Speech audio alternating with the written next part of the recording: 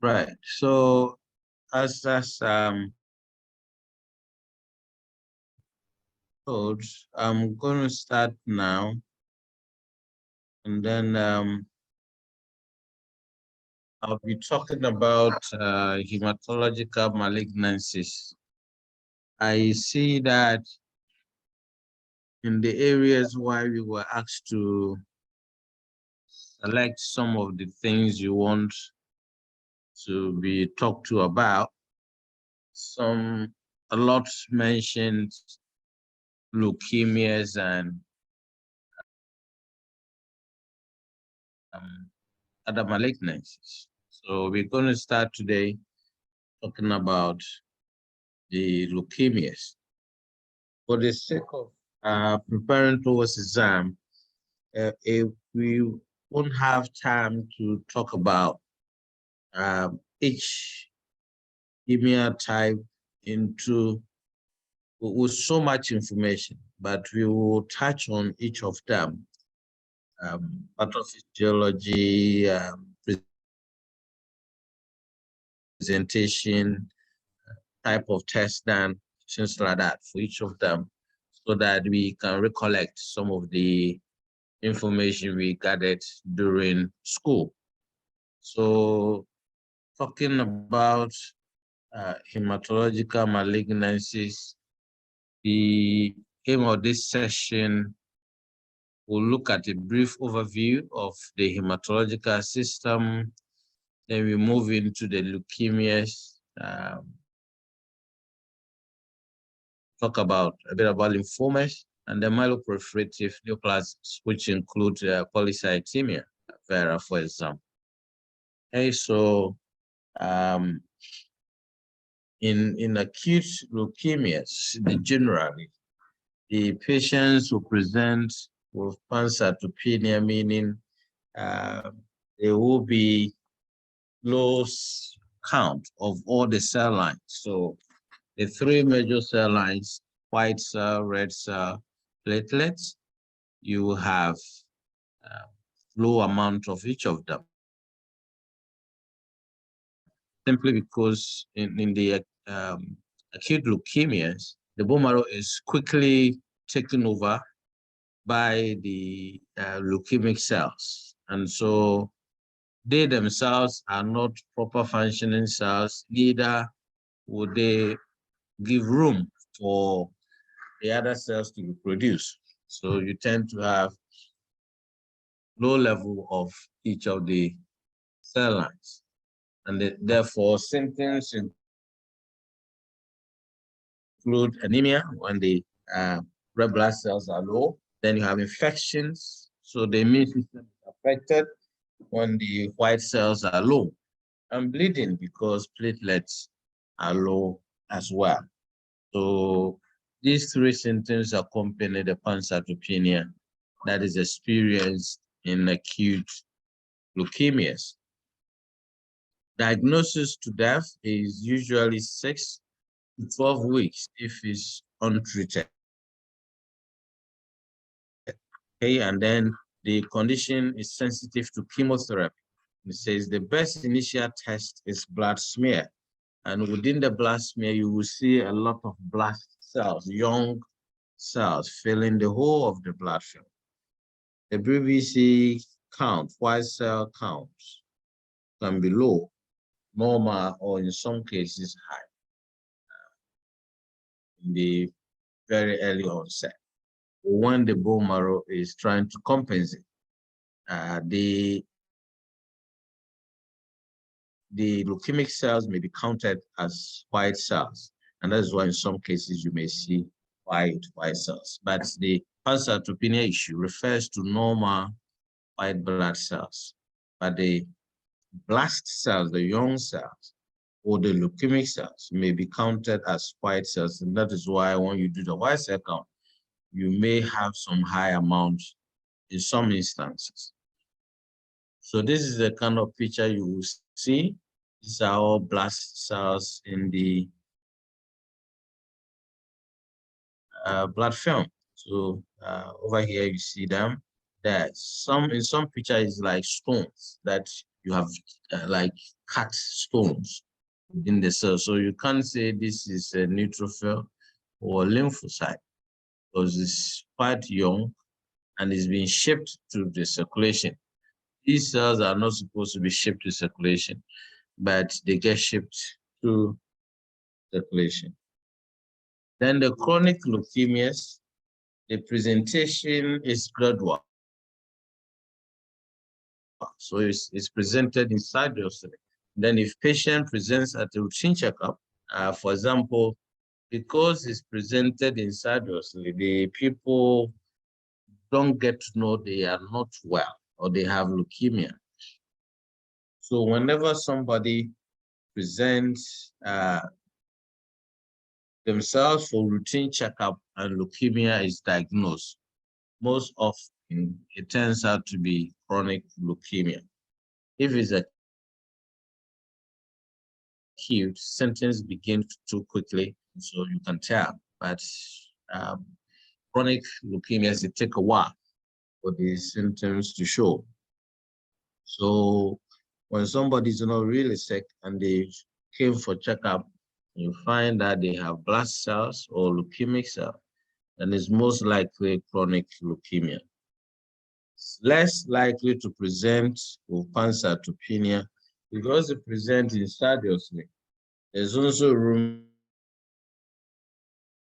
for the other cells to develop pretty much normal. So you don't see, it's not accompanied by pancytopenia. And diagnosis to death is up to 12 years if untreated.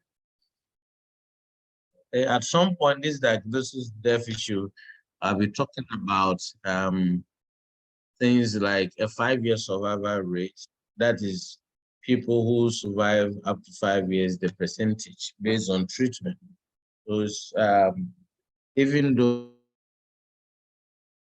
the diagnosis to death is 12 years and the other one is weeks, people can survive up to 5 years. Well, I mean, the 5-year survival rate has been used as a cutoff to look at prognosis.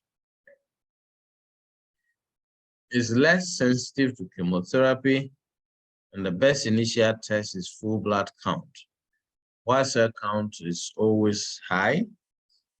You look at white cell differential as well, and you tend to see smudge cells in CLL, that is chronic lymphocytic leukemia. You tend to see smudge cells. Smudge cells are produced because the lymphocytes may be fragile. And as you make the smear with a slice spreading the blood, you tend to see the lymphocyte look like they've been mashed up. They look like they've been mashed up. So here you see there's another picture that will come up that will be very clear with the smudge cell. And this is one of them. Yeah, this one. This is a typical smudge cell, and it's coming from fragile lymphocyte. And you see this, and you know these are lymphocytes, so you see how large they are, not properly matured. And then this is a smudge form. So this is a CLL, and in CLL, we're going to see upregulation in lymphocytes. Okay.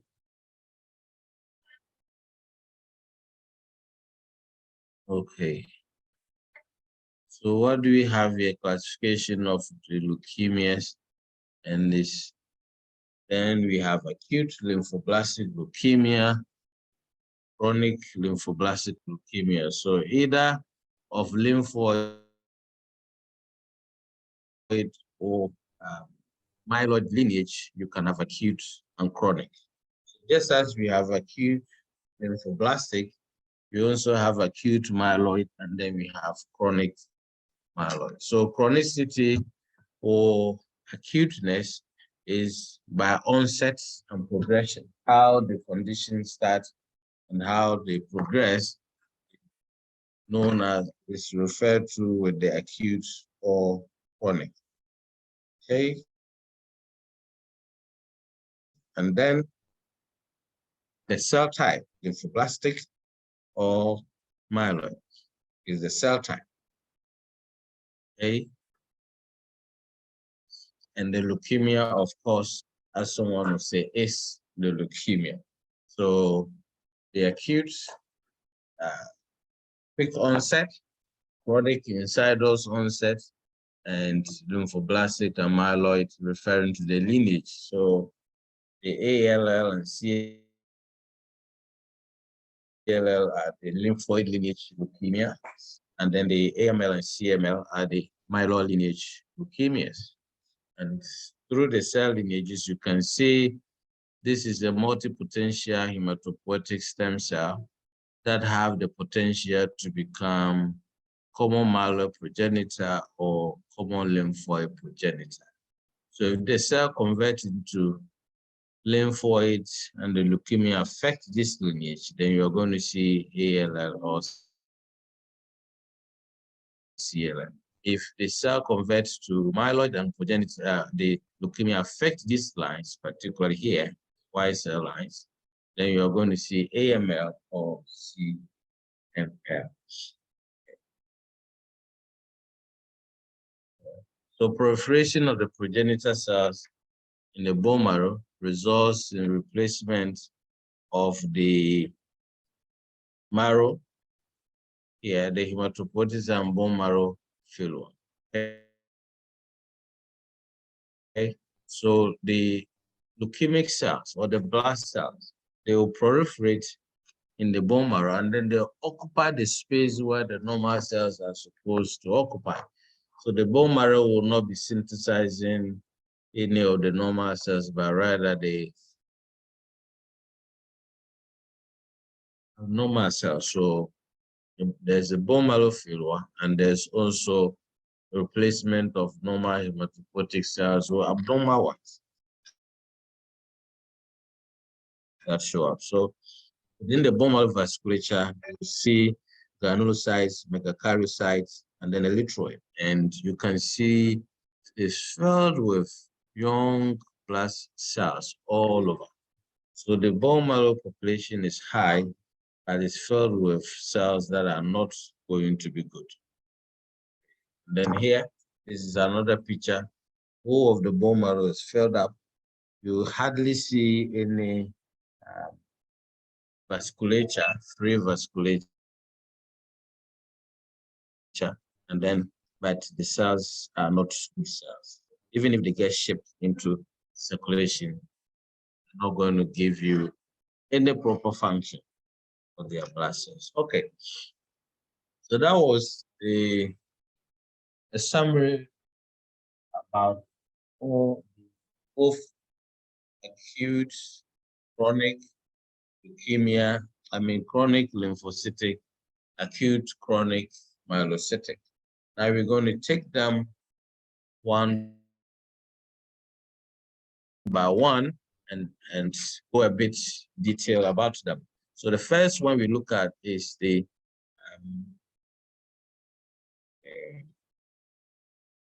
acute leukemias. So in the acute leukemias, the risk factors include acquisition. So one can acquire the acute leukemia based on what you are exposed to. So if you are exposed to chemicals that can cause cytotoxicity, then that may cause leukemia, or hematological malignancies such as myelodysplasia, which cause acute myeloid leukemia. It can also be as a result of inheritance. If you have DNA repair defects, so during the day, at all times, there is DNA damage and repair going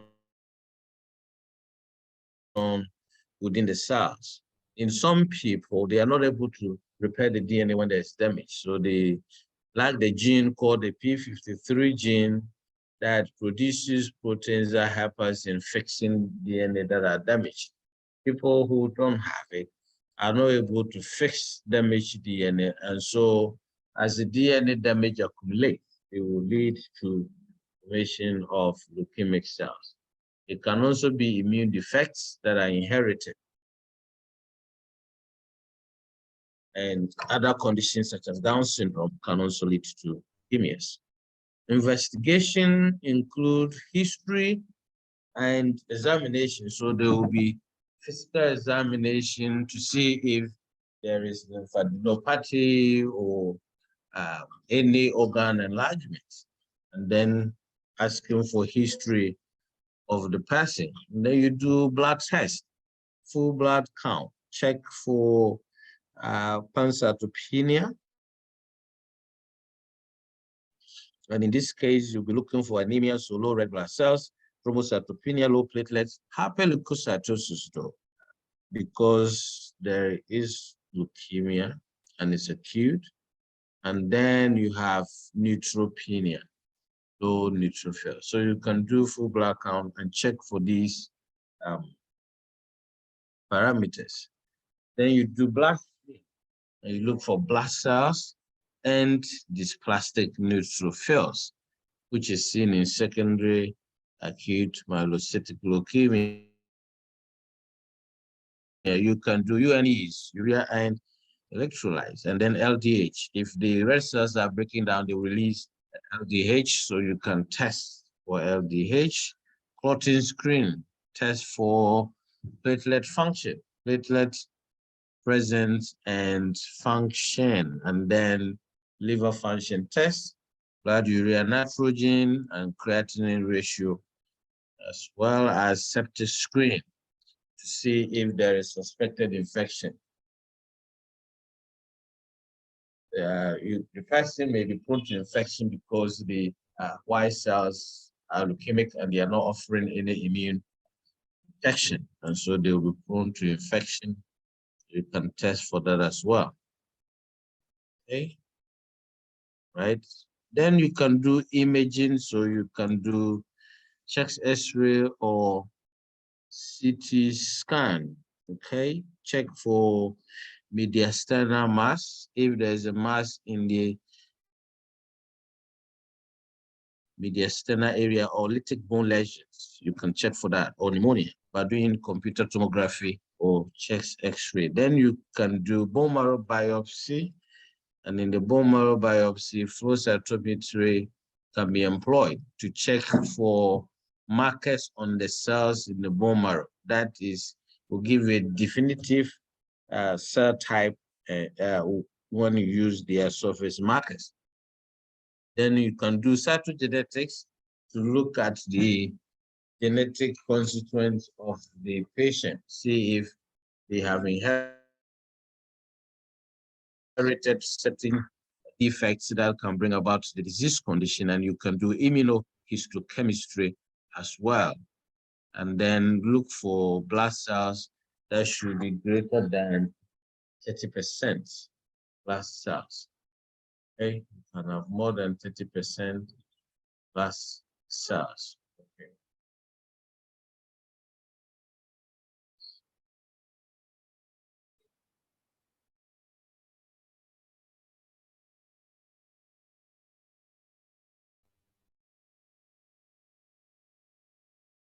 Okay.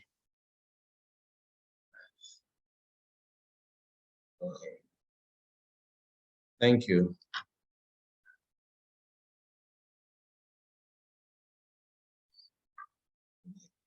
I got an indication may be important since there are different categories of you on the platform, so that some areas that certain individuals should pay more attention to can be highlighted. And so as far as the leukemias are concerned, I'm not doing a very detailed one. And so this really cut across for everybody.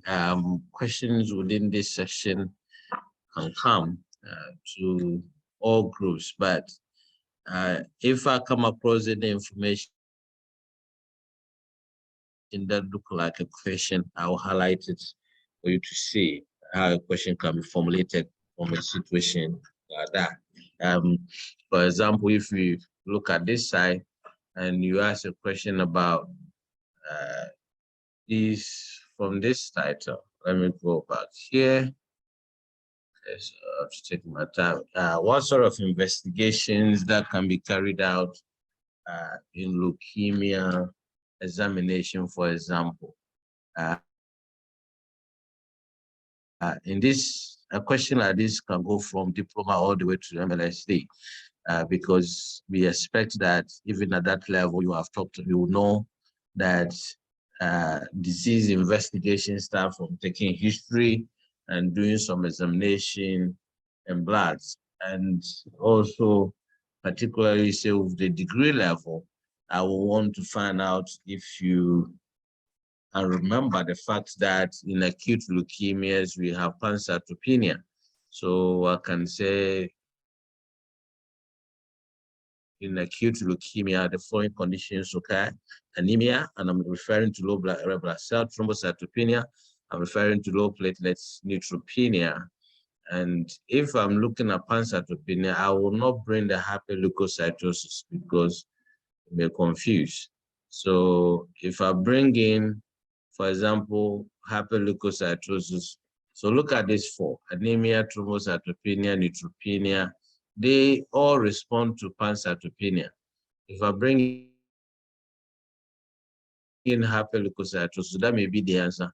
But per this information, that would be wrong. So what I would do, for example, here is I'll bring anemia. For example, if I'm looking at this slide and setting the question, that is what I'm trying to say.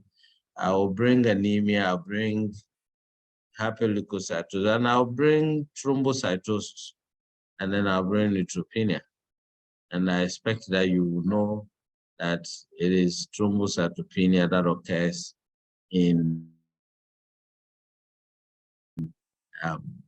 acute leukemias. And such a question can qualify for BSc and MLSD. So there are questions that we expect both levels to be able to answer. And if I went in more to maybe show you a picture, then I will be looking at MLSD.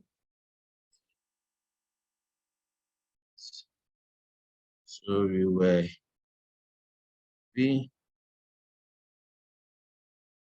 right? We were here.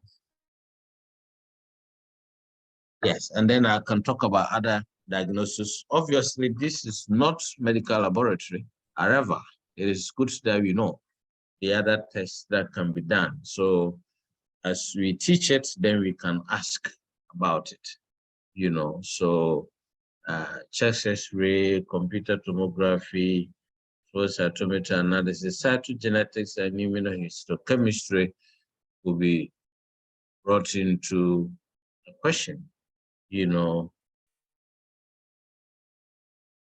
But something like the level of blood cells greater than 30%, less than 30%, that will be a little bit confusing. So I, for one, will not bring something like that. And if, for example, I give the one I talked about earlier, the cell levels to both degree and MLSD, by degree I mean BSc, then I will bring these ones here for the MLSD, where I expect them to know a little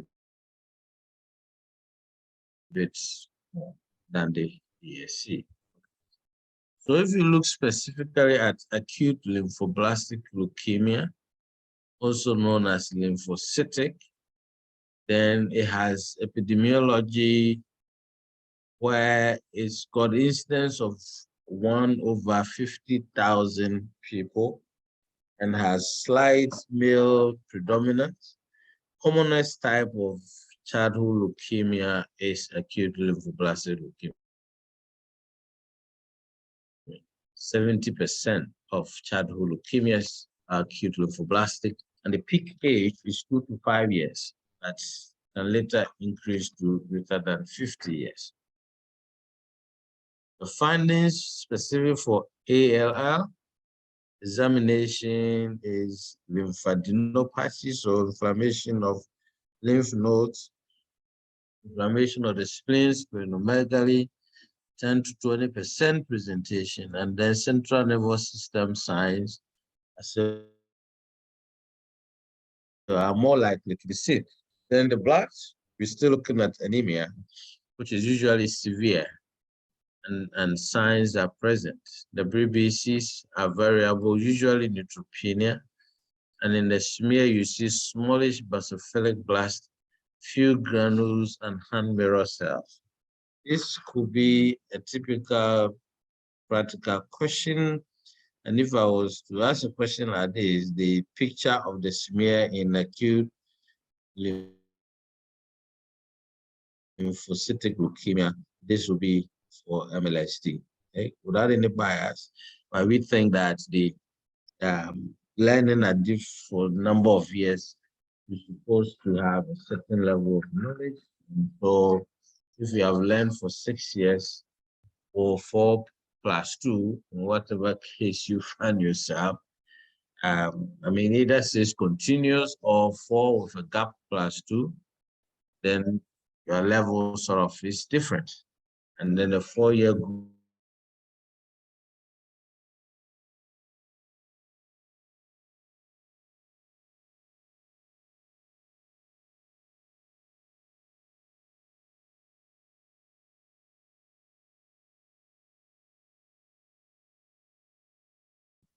ones who have learned more or use more years to learn.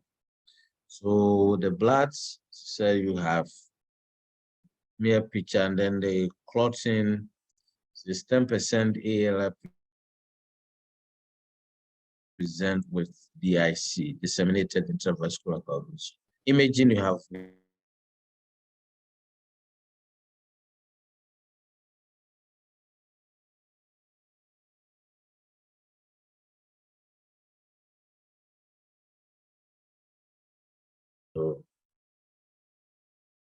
found in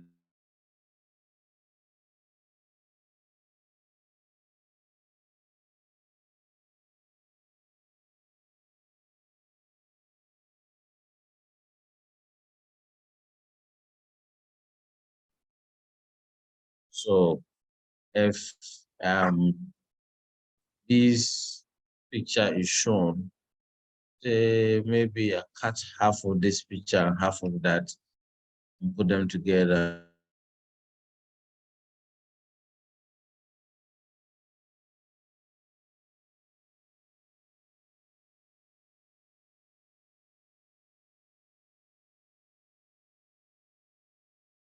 If you're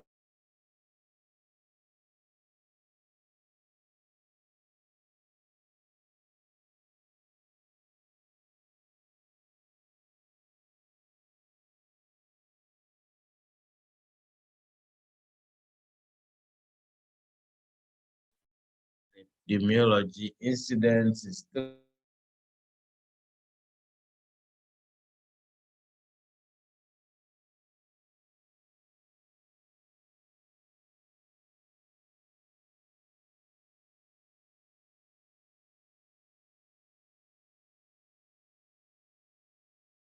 AMLs, and then they can occur at any age.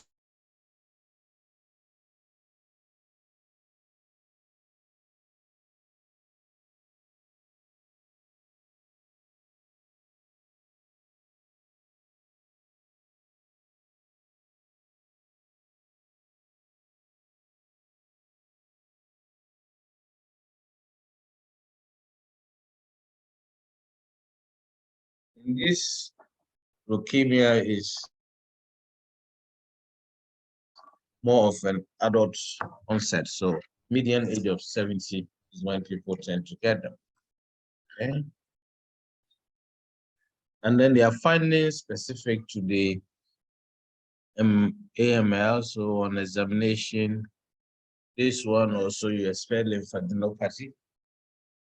It's unusual, right? And then leukemia cutis or chloroma, which are also rare, but they can occur. Then the blood test, anemia,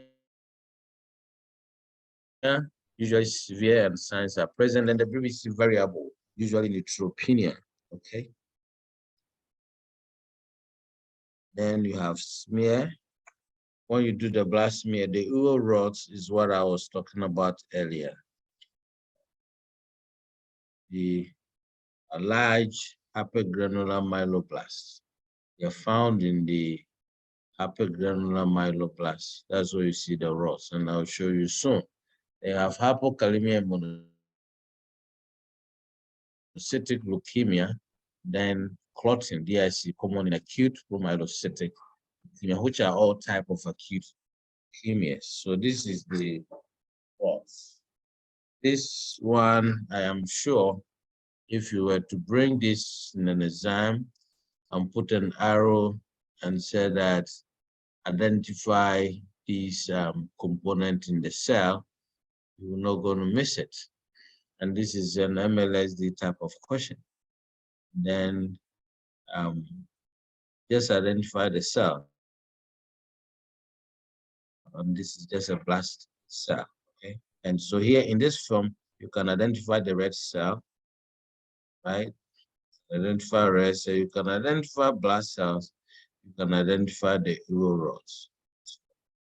So this question can give, this film, you can put out this film and you can get about 3 questions out of the film, right here.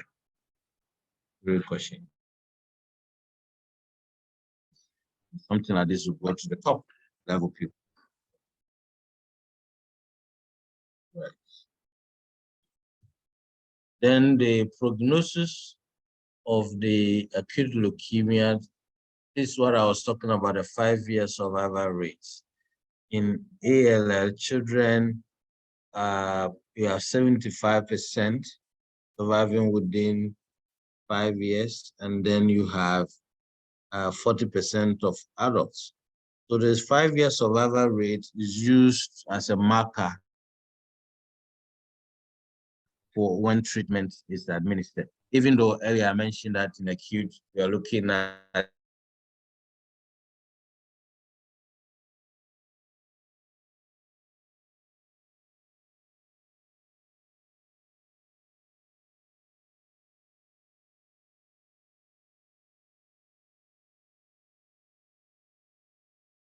very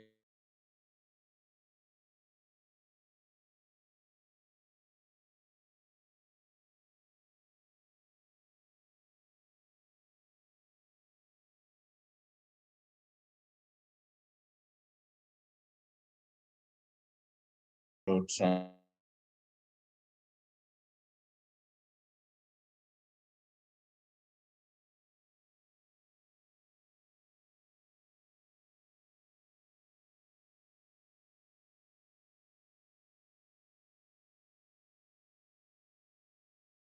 Any questions so far?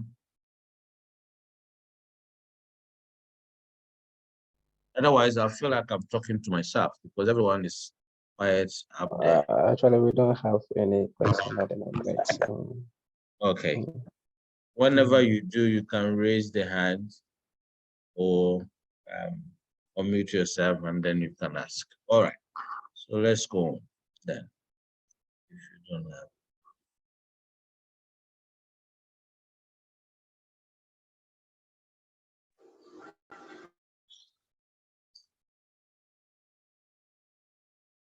Then we have the chronic leukemias. Okay. And for the chronic leukemias, the risk factors is also can be acquired to have radiation, that is CML. So when you get exposed to radiation, can lead to chronic myelocytic leukemia. Then immunodeficiency virus. I believe you've heard of the foci sarcoma that is linked to HIV/AIDS, and So the virus can result in leukemia. Okay. Then you have post-transplant and pesticides exposure. The inherited is family history of CLL. So people who have family history, mostly CLL, can inherit predisposition to the disease. And 98% of chronic lymphoblastic leukemias develop from B cells. Did I mention? Okay. Then it went into the lymphoblasts. So about 98%. The things like that you have to know. 98% of chronic lymphoblastic leukemias develop from B cells and not T cells. Okay. The epidemiology incident 4.2 per 100,000. They are slight male predominant. Most common form of leukemia in the West, usually greater than 55%, 55 years, and the median age is 72. Is rare for under 40. So the age part is also distinct, where you have to note that the chronic leukemias tend to affect adults as compared to the acute ones that affect the young ones. So when two conditions have clear, distinct parameters like that, they can be asked in question. All right. Okay, so pathophysiology, largely unknown, no specific genetic abnormalities. Can you mute? All right, I'll mute you. Okay, let's admit. Okay, edit.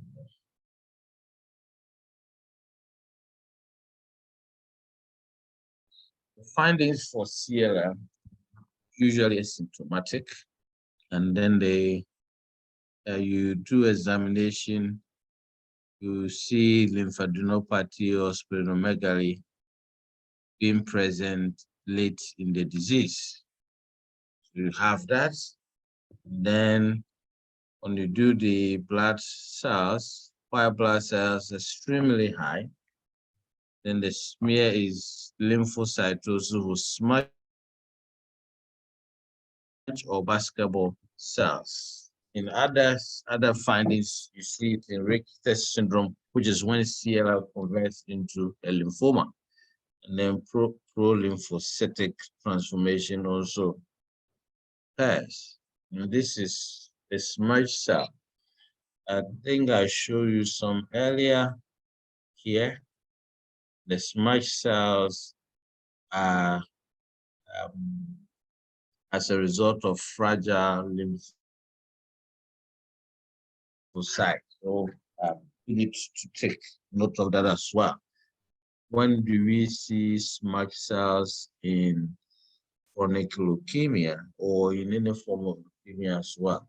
What type of cells are seen as smudge cells in blood film? And if you bring lymphocytes and bring fragile lymphocytes, then we are looking at fragile lymphocytes. Normal lymphocytes won't become smudged.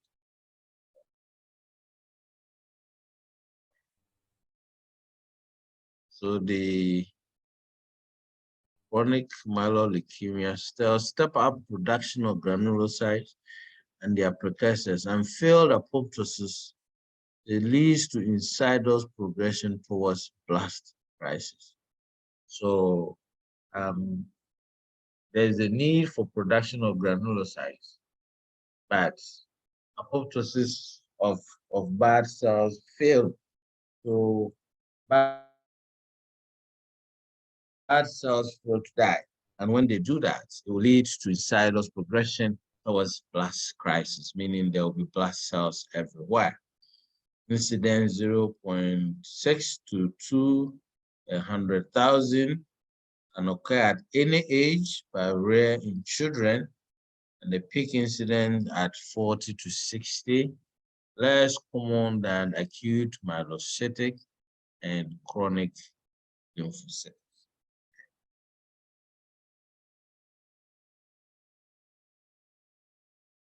And this is where you see the development of the Philadelphia chromosome, where there is translocation of a piece of chromosome 9 that are removed and juxtaposed onto chromosome 22.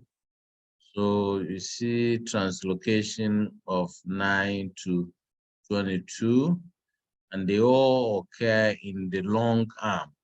So the from 9 is Q is the long arm. So if, for example, I put this transformation or translocation in the question, and I say, for example, T922 or T1113, T1415, which of them is for Philadelphia chromosome? I expect that you should know it is T922. And if I put Q, this is region and band. Region 3, band 4 on the Q arm. Region 1, band 1 on the Q arm of 22. So, but this one is not straightforward, so I may not even ask this. I expect that you should know Q arm is the long arm, and then the P is the short arm of the chromosome. This one, MLSD should know.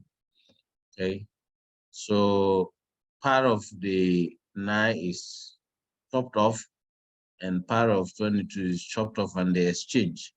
So the part that moved from 22 join the 9, and the part that moved from the 9 join the 22. Incidentally, the ABL gene is in that part. So now ABL is fused to BCR, and that affects tyrosine kinase activity, so causing the cells to proliferate indiscriminately and also not transform. So there is no differentiation. They get stuck at, I think is the promyelocytic stage, and then they continue to proliferate at that stage, which is young cell stage, and they have no proper function. So the individual then cannot have normal cells anymore. Okay. So that is also key point. Philadelphia chromosome is a very common genetic mutation that has been talked about several.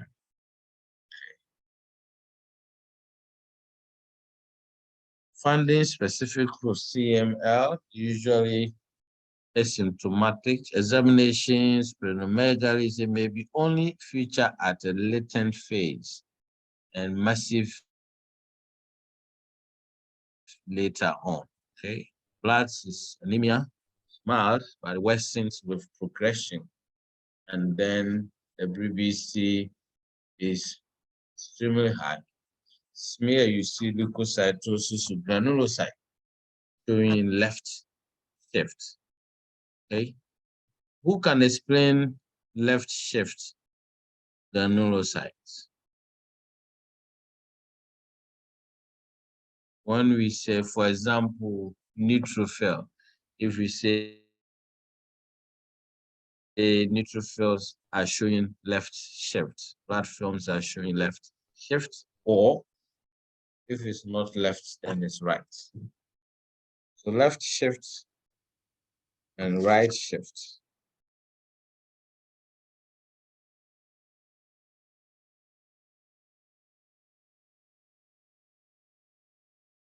Okay. So you know neutrophils have segments of the nucleus of a neutrophil has segment of 2 up to about 6 segments in the nucleus, between 2 to 6, mostly 5 though. Let's say between 2 to 6 segments. So when young cells are shipped into circulation based on the fact that they are no functional cells, the young ones are band cells, that is the 2 segments, and a lot of them get shipped into circulation in this instance. So during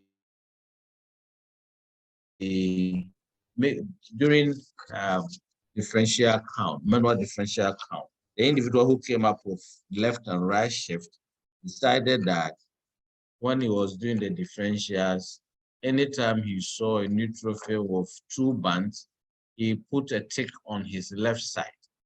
And anytime he saw a neutrophil with 3 or above segment, he put a tick on his right side.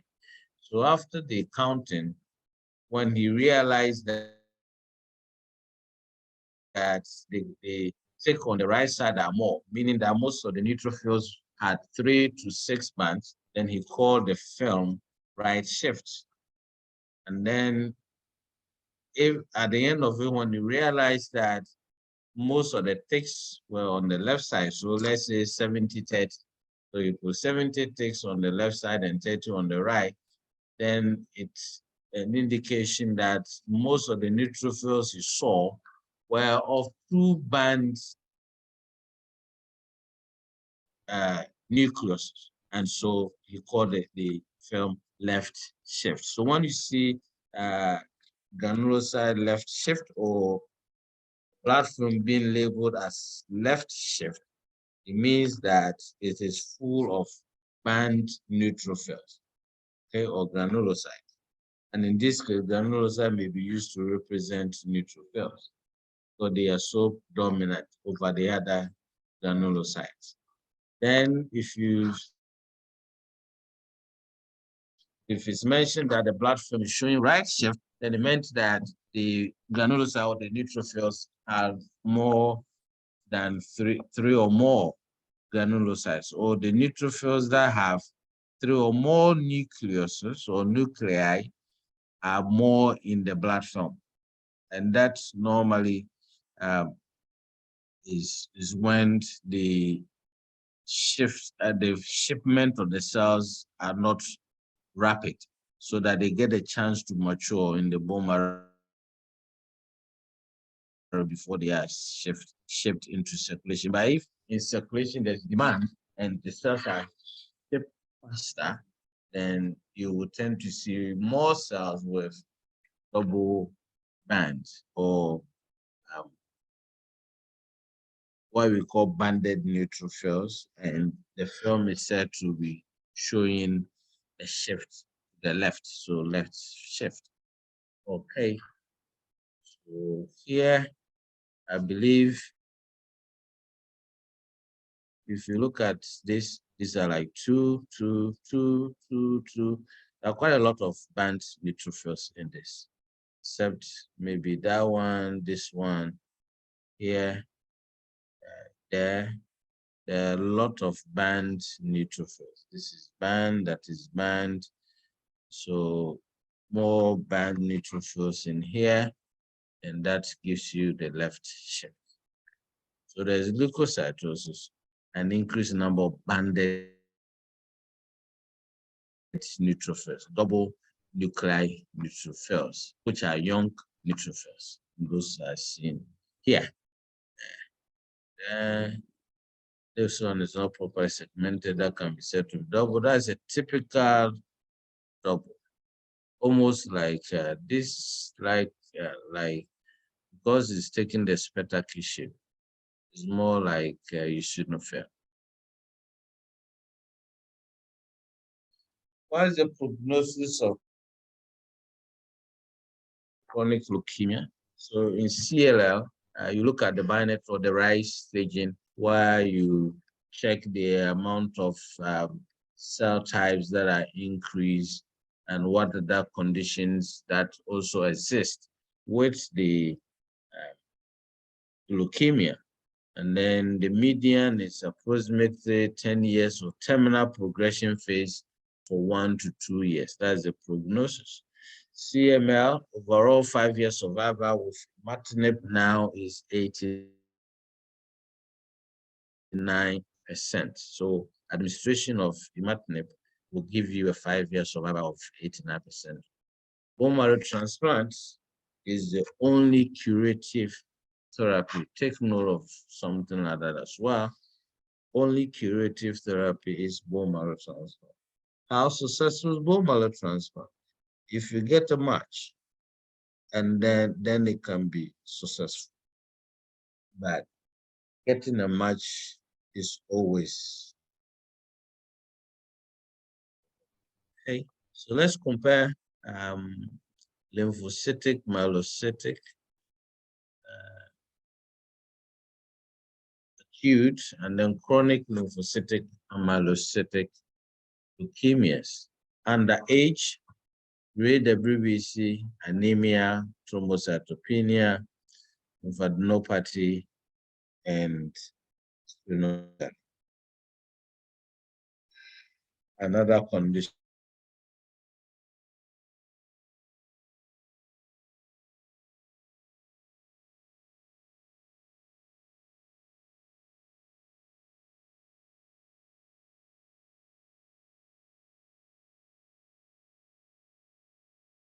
Lymphocytic, myelocytic, being myelocytic is any age, lymphocytic is childhood. In chronic, middle or old, or middle for myelocytic. Raise the BBC plus or minus, plus or minus, plus, plus, plus, plus. Anemia, plus, plus, plus or minus, 1 plus. Then compare them like that, thrombocytopenia and lymphadenopathy. Okay. If I'm sure I have used this kind of information to show you, then maybe a question can be formulated from here. But always remember that when you have the acute situation, it tends to affect low level of all the cell lines, and that will allow you or help you to know the anemia and the thrombocyte state within the acute leukemias.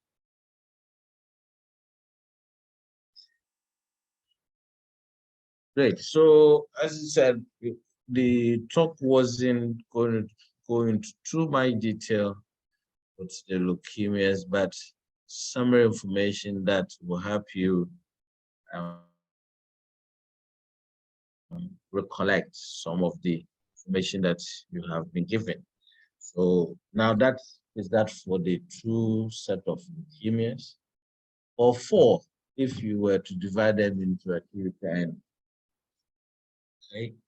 Now you look at the myeloproliferative neoplasms, which include polycythemia vera, that is too much red blood cells, then essential thrombocythemia, too much platelets, and mastocytosis, increased by.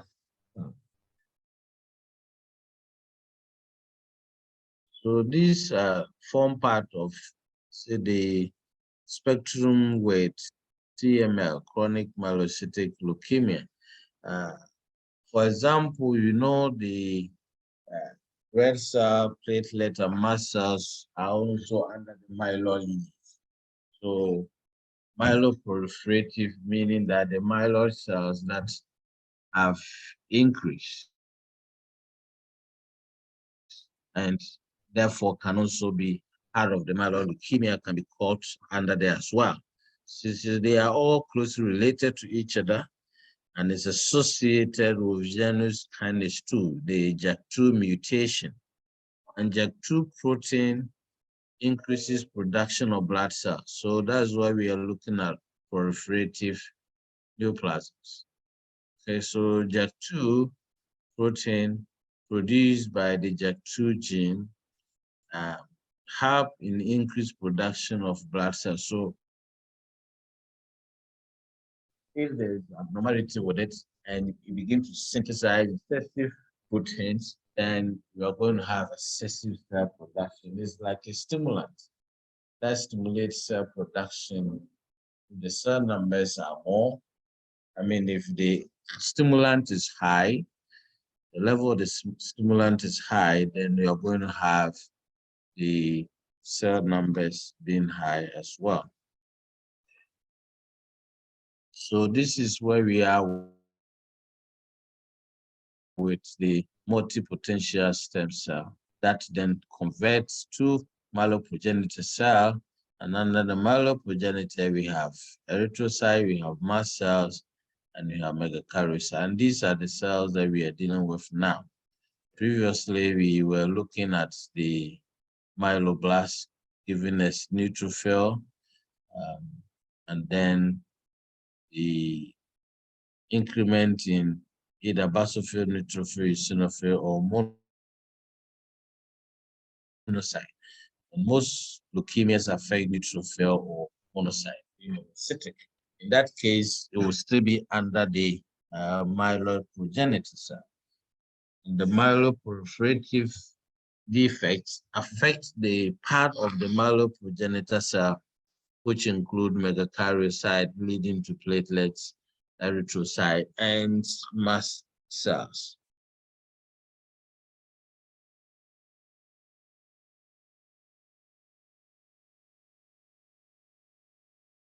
So a closer look at polycythemia vera.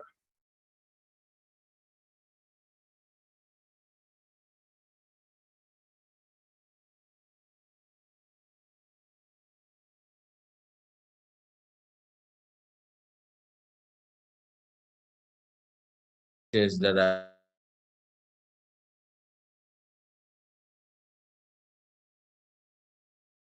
include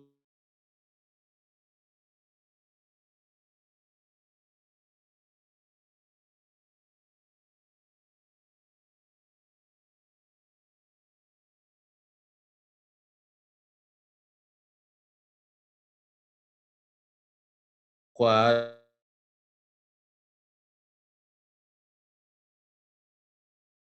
be mechanism to the hypothalamus to stimulate less production of EPO from the renals. But in this case, the cell production is not due to EPO presence. It is as a result of the JAK2 mutation. So even if you don't produce the EPO, the cell numbers will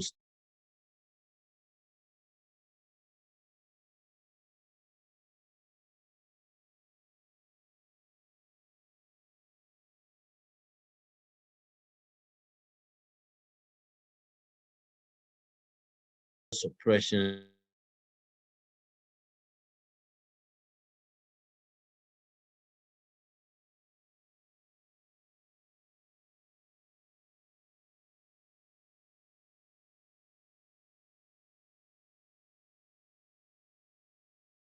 know you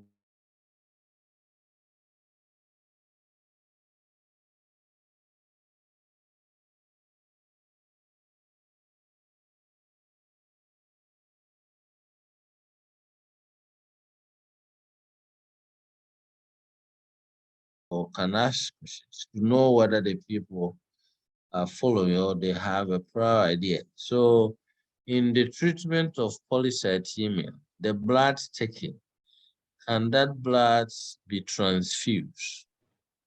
And you transfuse blood taken from a polycythemia vera patient? This question, the answer is yes or no. So anybody Hello, can Prof. answer. Yes. No, And why not? Sorry about because it's that, but I was waiting to ask. yes. We can't give it because the blood is actually from it's a disordered blood, so I don't think it's right.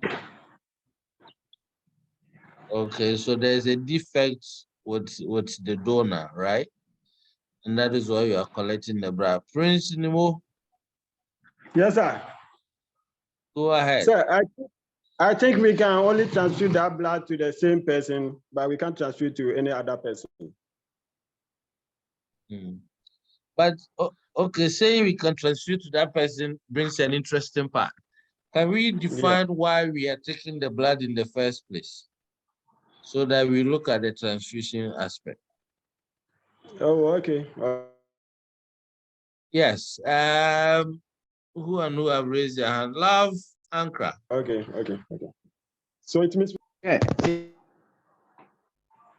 yeah, Prof. I was thinking that giving such a blood to I was thinking that giving such a blood to a client can cause clots to that person. So it's not advisable to give such a blood to a client or a patient. That's what I'm thinking, because of the clotting aspect of it that it can cause.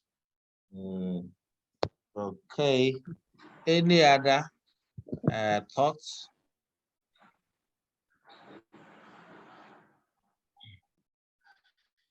Well, the thing is that, and I will link it to as Prince's area, because the person has more than enough red blood cell. That is why you are taking some away from them, right? That is why you are doing the venous section. So yes, and we transfuse when people don't have enough. So it means that these people, if their condition continue, then they are disqualified from receiving blood by technical default. Okay, so per their own condition, such people are never going to be transfused because they always have more than enough. And these red cells will cause traffic jam in the blood vessels if you don't take some away. So in many cases, the red cells do not really have abnormality. It is just that they are produced in large amounts. But there is a certain mutation that may have caused it. So you can't rule out the fact that there may be some defects with the cell. So operationally and per good laboratory practice standards, those bloods are not transfused. Okay, they are taken and discarded. So you are right when you say that you don't transfuse them. The blood is taken and discarded. Okay. All right. Excellent.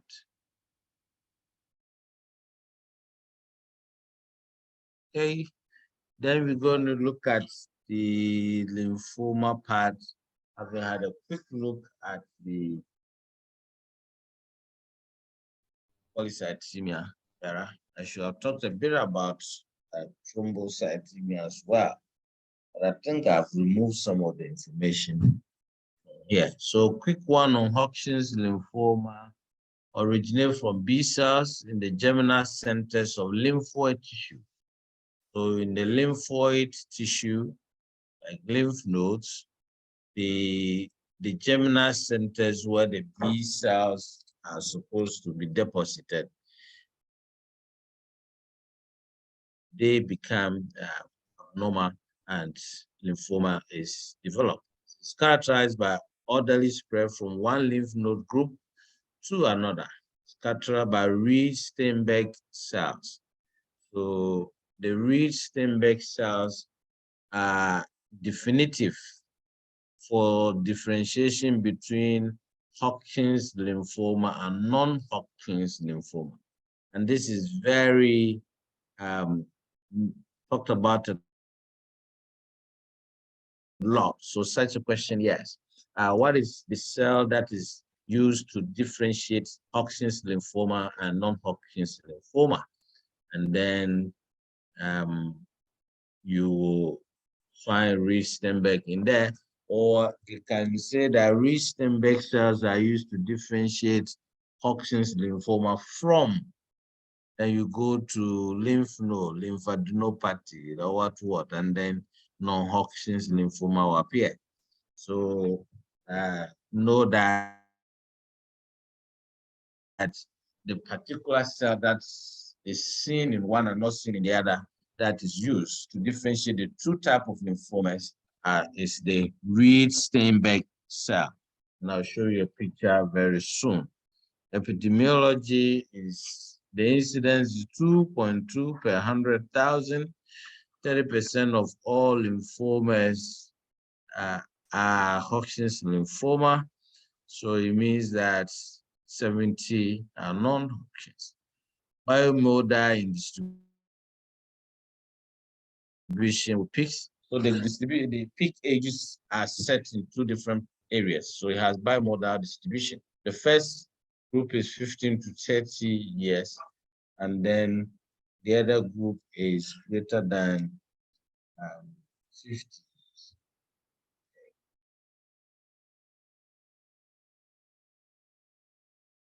All right. And then it has slight male predominance. So it's seen in males more than females. Okay. Risk factors also, it can be acquired through HIV/AIDS or previous non-Hodgkin's lymphoma can convert to Hodgkin's lymphoma or in autoimmune conditions. The inherited, it has immune defect, family history of Hodgkin's or non-Hodgkin's lymphoma, and CLL. This is the Reed Steinbeck cell, okay, over here. As a normal lymphocyte, and that is a Reed Steinbeck cell.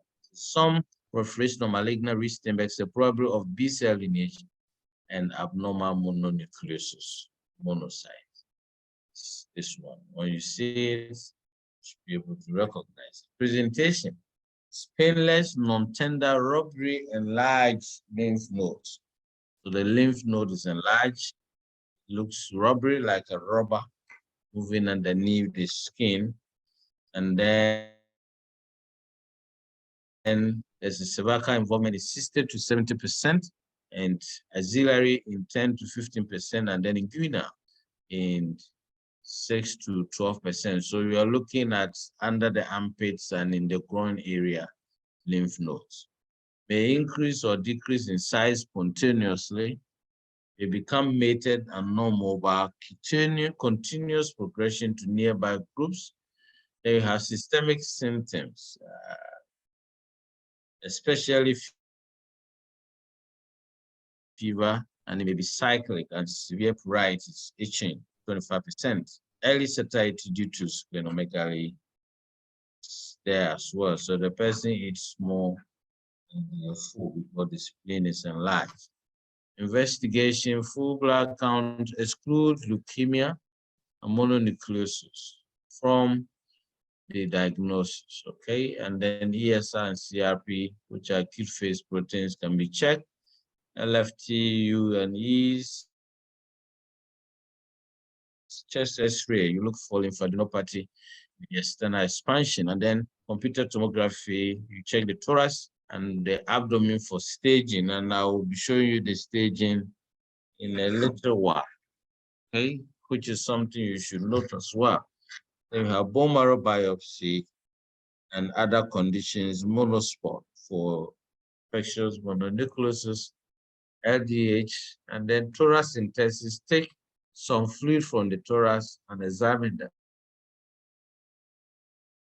And then we have PET scan, then positron electron tomography, and then MRI scan. So this is a lymph node taken under ultrasound tracking, and biopsy of it is right here, where you see the architecture of the lymph node spread with normal cells. Okay, so this is here by the neck. see the lymph node enlarged. This is enlarged lymph node, and then malignant nodes in the CT scan. Also, you have the mediastinal mass in the chest X-ray as well.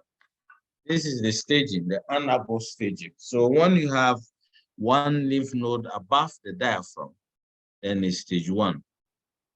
3 lymph nodes above the diaphragm, stage 2. 3 lymph node, 2 above, 1 below the diaphragm, stage 3. 2 below the diaphragm, 3 above diaphragm, stage 4. And this is how the unable staging is asked. And once again, this question can be for degree and MLHD as well. Why you ask about how many lymph nodes are seen, and then you link them to the stages. So first question is, when you have one lymph node above the diaphragm, what is the stage? You list all the stages.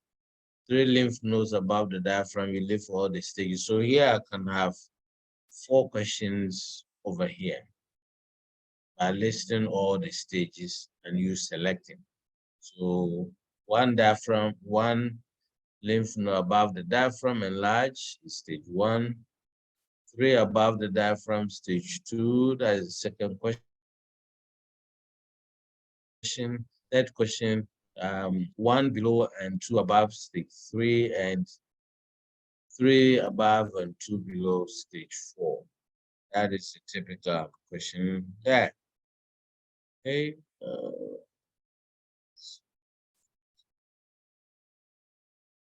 Okay. Now, non-Hodgkin's heterogeneous group of lymphoid tumors that's still there, mostly of B-cell origin,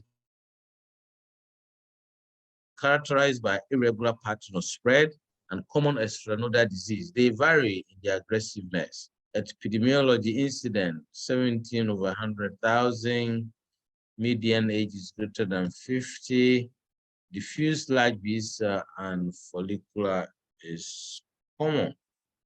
Risk factors acquired, so infections such as Epstein-Barr virus that can lead to Burkitt's lymphoma or sinusitis. Then human T lymphocyte virus 1, T-cell infection, H. pylori that will affect the gastric and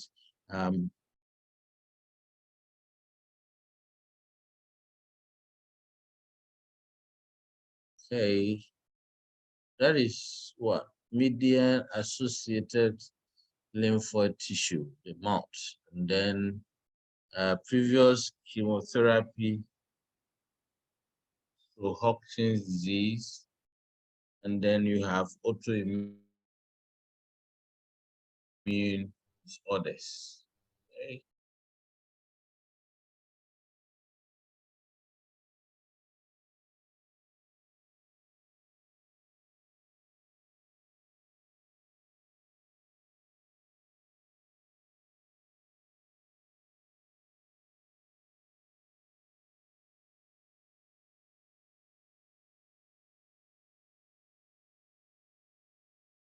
Okay.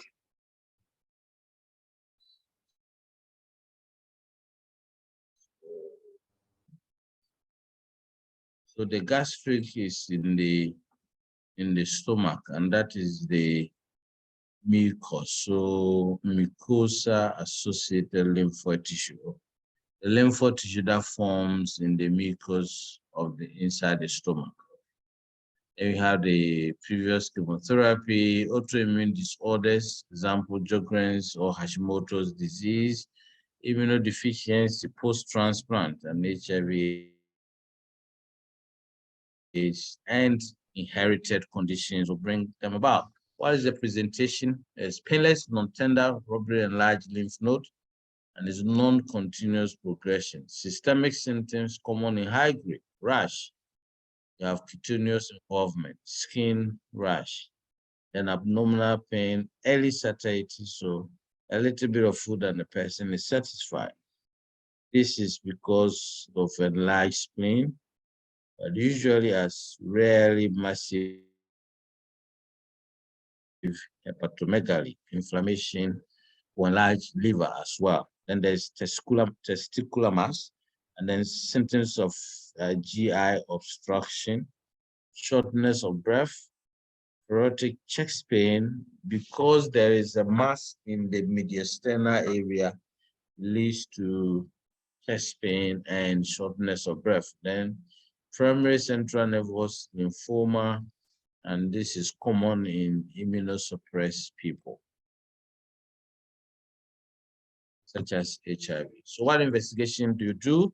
Do full blood counts. So there's anemia, thrombocytopenia, neutropenia, thrombocytosis, lymphocytosis may also occur.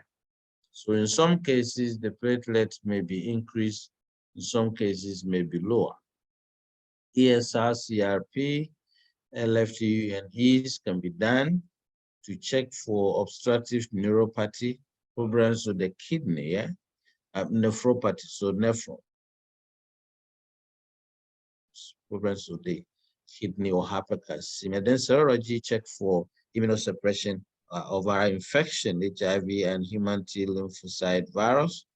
And then in imaging, you can do chest X-ray, CT of the thorax, bone scan, positron, PET scan, positron electron tomography, MRI, brain or spinal cord, and ultraviolet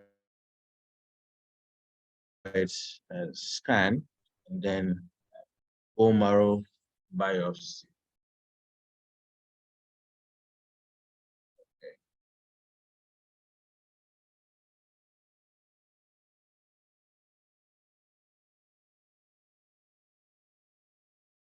Right.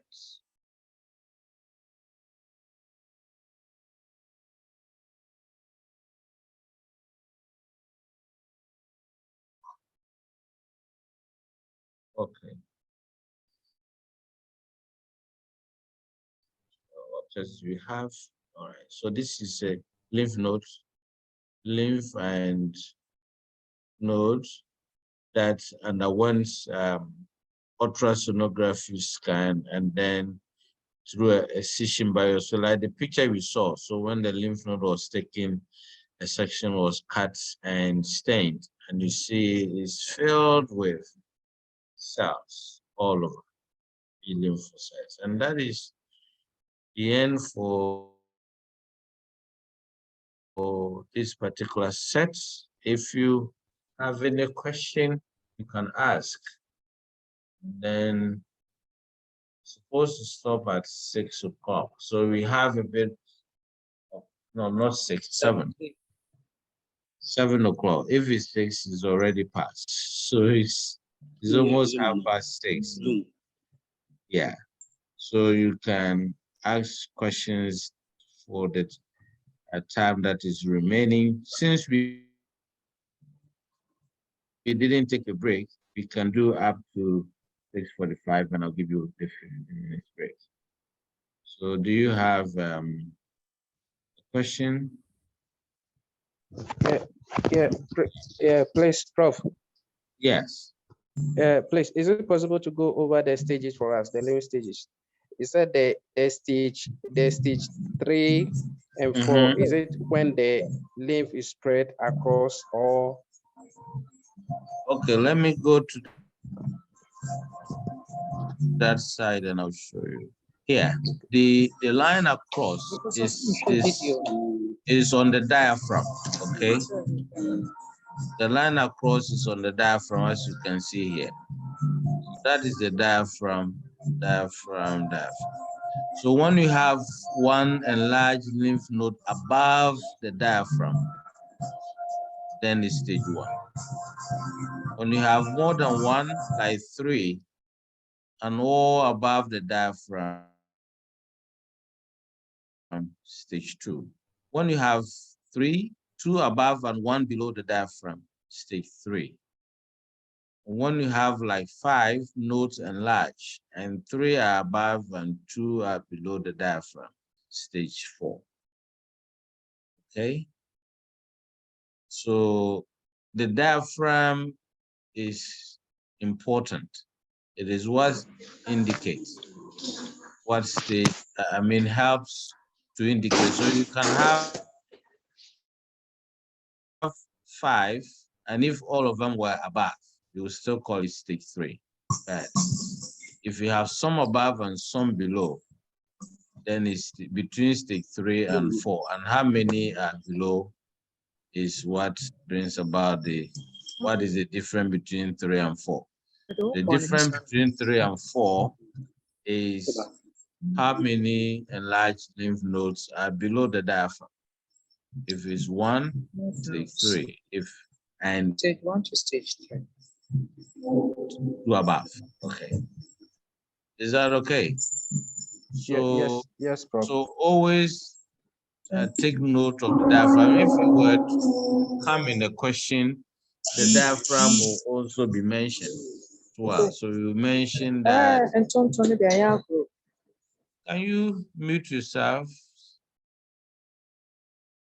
Who is being bitten by mosquitoes? Why are you sitting?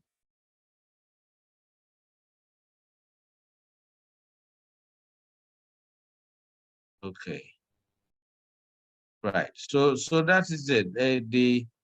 The number of lymph nodes will be mentioned, and how many are above the diaphragm, or how many are above and how many are below, will be the key to differentiate between the stages. Okay. So as you can see, this person has 1 lymph node enlarged. This person has 3. This person also has 3. That person has 4 or 5. And the more you have, the higher the stage, okay, or the advanced the condition. So 1, 2, 3, and 4, you can see that the lymph nodes, the number of enlarged lymph nodes are increasing.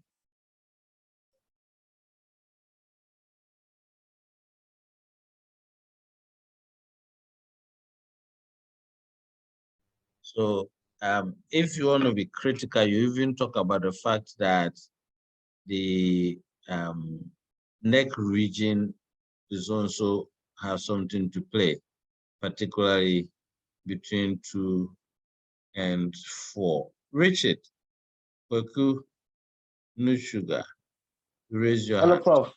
Yes. Good evening. Good evening. Mine has to do with the classifications. That's the those of the myeloid origin and the lymphoid origin. Yes.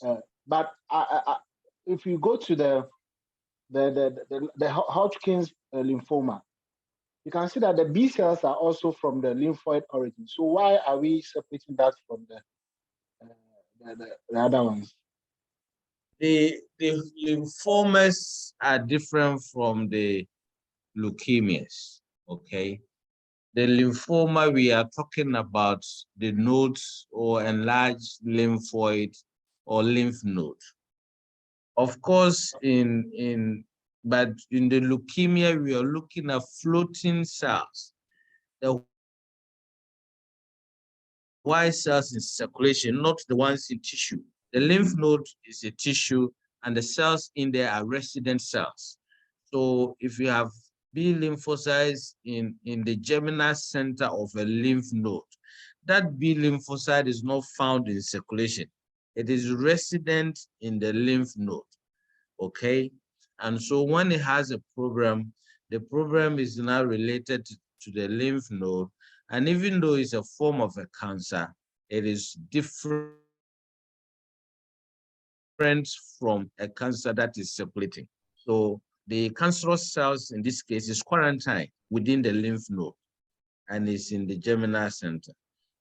When you come to the CLL or MLL, which is looking at floating white cells or floating lymphocytes, which of course may be B cells, but they are B cells that are floating, that are in circulation in blood. So when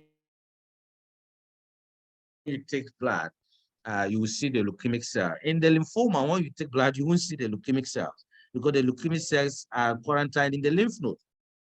All right. So when you make a blood smear in the lymphoma, you are not going to see blood cells in there. You're going to see normal cells, but the lymph nodes are enlarged. You see the difference. So when we're talking about cells that are leukemic or cancerous, the region, that is why cancer of the liver is different from cancer of the bone marrow or cancer of the cervix. They are all different, but they are cells, isn't it? So if the liver cells are cancerous, it is quarantined in the liver cell until you get to metastasis. And even that we say that the metastatic cells that are found in the secondary tissue will still be cells of the original tissue. So for example, if cervical cancer spreads and you go and see a lump in the liver, that lump will contain cervical cells. I mean cells from the cervical area, because they are the ones that are cancerous and they are moving to go and build up in other tissues, right? The same way, in leukemia, we are looking at, as they call it, cancer of the blood. And the blood in this case is a large tissue of the floating blood. But in lymphoma, we are looking at cells of the lymph nodes that are quarantined in the lymph nodes and making the lymph nodes become enlarged. Unless they go into metastasis, if at all, then you won't see them anywhere else. Okay. Any other question?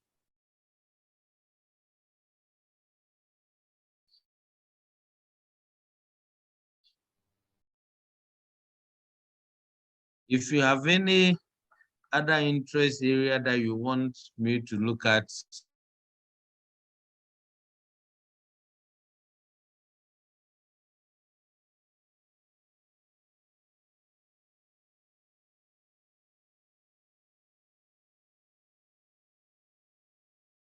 time to start another lecture, and that is why I want us to deal with some typical questions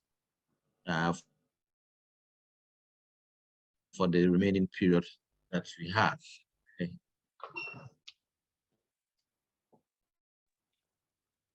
Doc, so can we go beyond this topic? Yes, you can. Yeah. Okay, mine has to do with hemoglobinopathy. Mm-hmm. The hemoglobin H disease. That is where it's confusing me. Which type of hemoglobin? Hemoglobin H disease.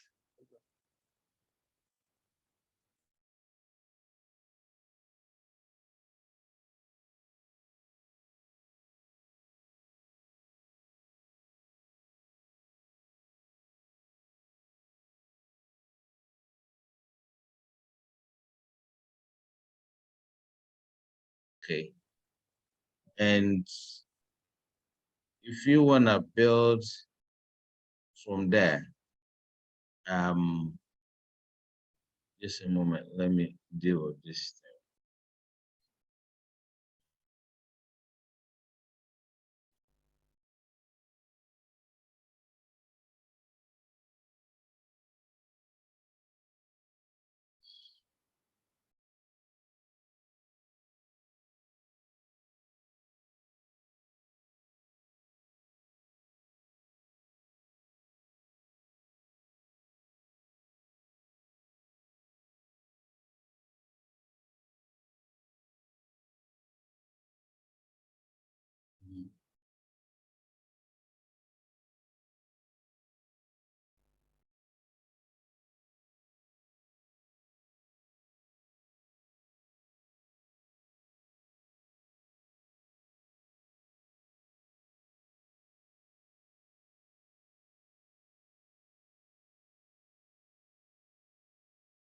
Okay.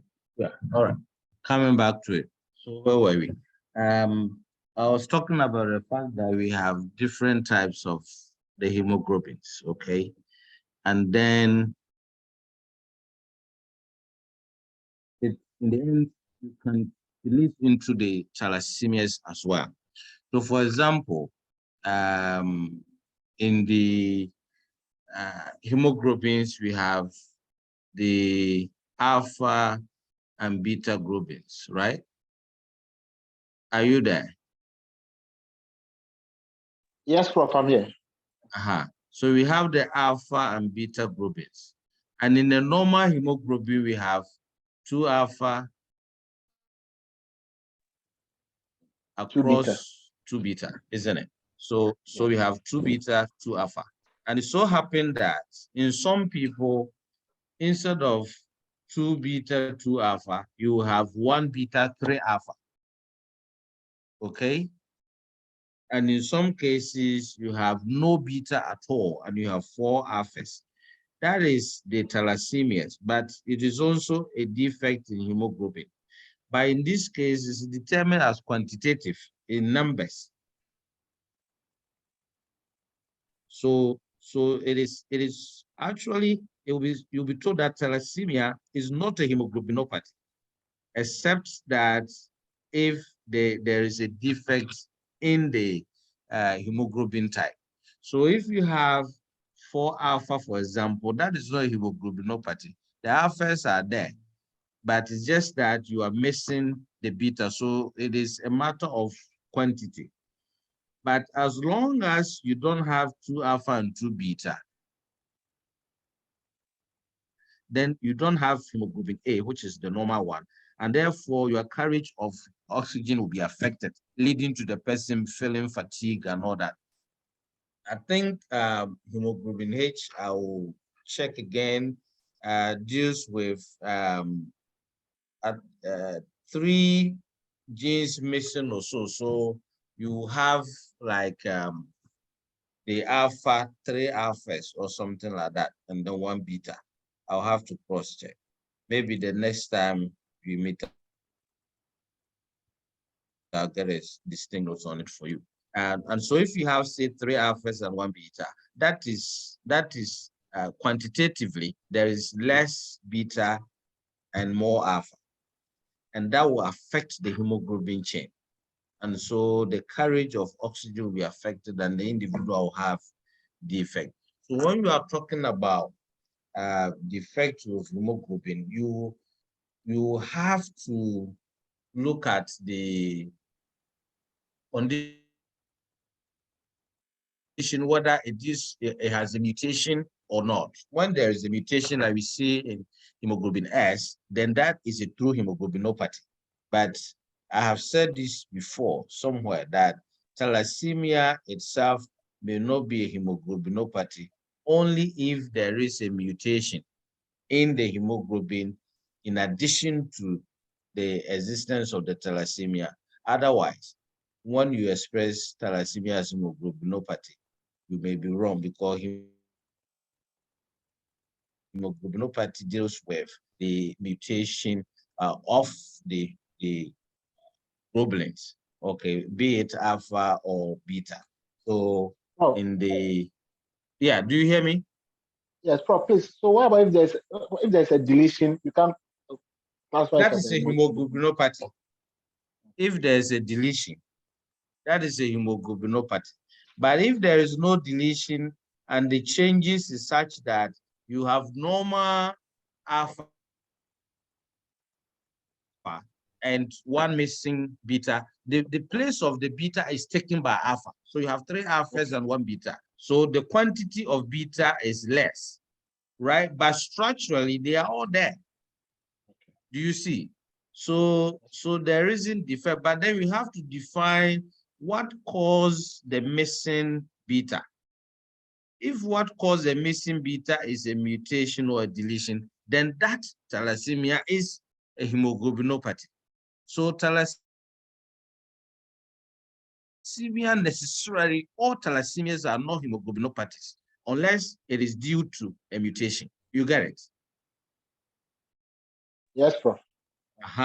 So, but sickle cell is a hemoglobinopathy because straight away there is a mutation that has caused the beta gene, the beta globulin to have a defect and subsequently forming the hemoglobin S. So you will see that thalassemia people will still have hemoglobin A if if the alpha is there, and then you will say that the hemoglobin is A with defect. So let's say 3 alpha 1 beta. Of course that is not hemoglobin A. Then you come to that hemoglobin H, but hemoglobin H is not like S, where we have the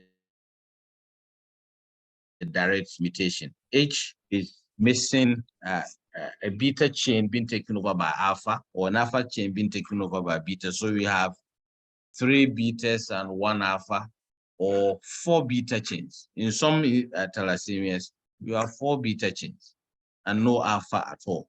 Of course, that is not hemoglobin A, but the structure is correct. So you have 4 globulins, but instead of 2 alpha and 2 beta, this time is all alpha or all beta, or 3 alpha and 1 beta. That's a structural defect. So it is said that the amount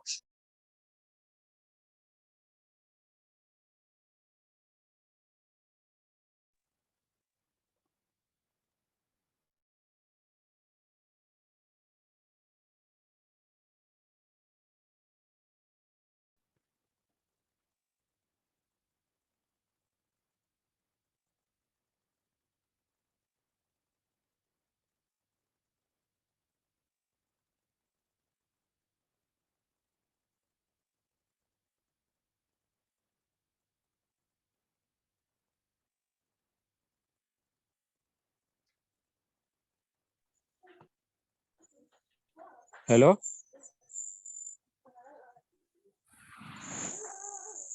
Prof seems to be off.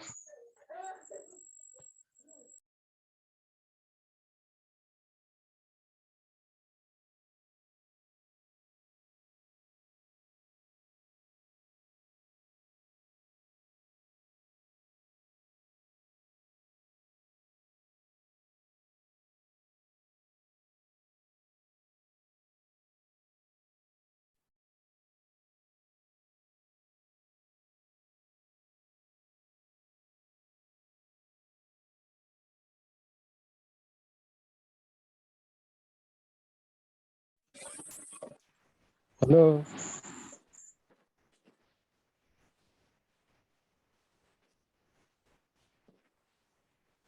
I think he's off. He's off. Yeah. Sir Richard, I think so. Maybe we'll have to make it.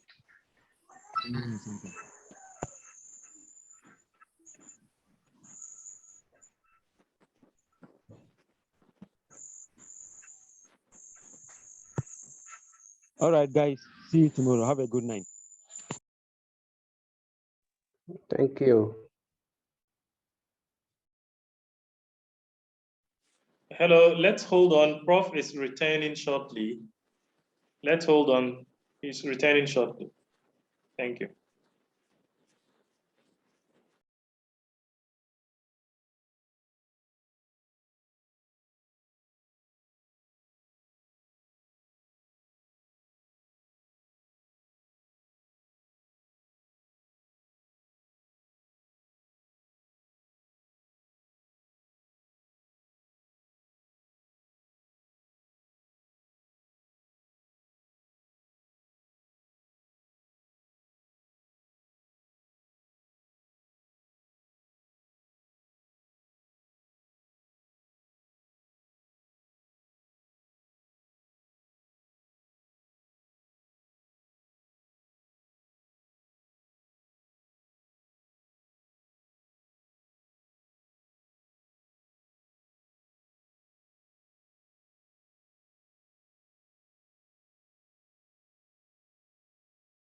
All right, so I'm back. So let me wrap up on this hemoglobin thing. So when you check the hemoglobin H information, you will see that it's talking about a missing alpha, and it's as a result of deletion. So in that case, that becomes a hemoglobinopathy, but it's a form of thalassemia. And so in this case, that type of thalassemia is a hemoglobinopathy because it is as a result of a deletion that has caused it, okay? And diagnosis is molecular. So the molecular diagnosis will indicate which of the genes have been deleted and causing the missing alpha in this case. And that therefore is.